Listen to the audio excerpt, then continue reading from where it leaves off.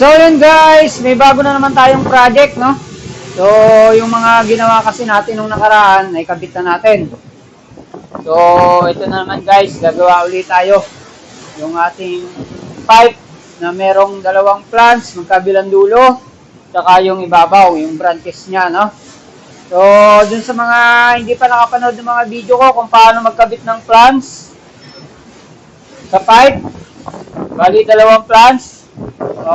Habang yung papalitan mo nakakabit pa, paano mo nga ba may ikakabit ng tama para pag nilagay mo dun sa pwesto ng iyong babaklasin, parehas. Ayan. Hanapin nyo lang yung ibang video ko dito sa aking YouTube channel, sa Cleopis TV by Kuya Elmar. Sa aking Facebook page sa Kuya Elmar, no? So marami na akong ginawang mga tutorial at marami pa tayong gagawin, no? Sa mga gusto dyan mag-fitter sa barko, o kahit hindi sa barko, kahit sa mga building, no?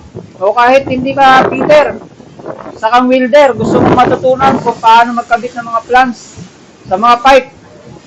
Napaka-importante at napaka-advantage mo kapag ikaw ay marunong magkabit ng plants sa pipe, no? So, kasalukuyan tayong nabiyahe ngayon, kaya sa background ko, maingay. So, nakita nyo, medyo malalaki yung alon, masama yung panahon, no? Ayan, nandito tayo sa Pacific Ocean, no? Galing tayo ng South America. Patungo tayo ng China. Nandito tayo sa tapat ng Hawaii. Medyo masama talaga yung panahon, no? Ayan. So yun guys, kahit ganito ang panahon, kahit maalon, kahit maulan, kahit magalaw, kailangan makapag-welding tayo, no? Kung nakikita nyo sa likuran ko, ayan, no? Yung mga alon, medyo may kalakihan na rin. Ayan. Hindi nyo lang masyadong malata. Pero malalaki na rin yung alon na yan, no? Malaki kasi yung barko natin, kaya hindi natin masyadong napapansin. Ayan. Pero sa mga maliliit na pandagat, hindi na pwede yan. So, masyado na yung malakas para sa mga maliliit na sasakyang pandagat, no?